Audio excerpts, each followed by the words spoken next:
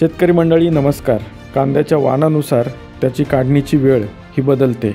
रब्बी हंगामामध्ये साधारणपणे 110 ते 135 दिवसांमध्ये कांदा पिकाची काढणी करता येते.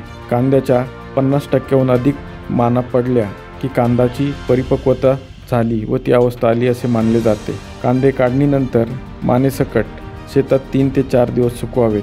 तसेच चांगले सुकलेले कांदे 2 ते 3 सेंटीमीटर देठ ठेवून कापावेत. त्यानंतर कांद्याची प्रतवारी करून ते सावलीमध्ये 10 ते 15 दिवस आरण लावून सुकवावेत.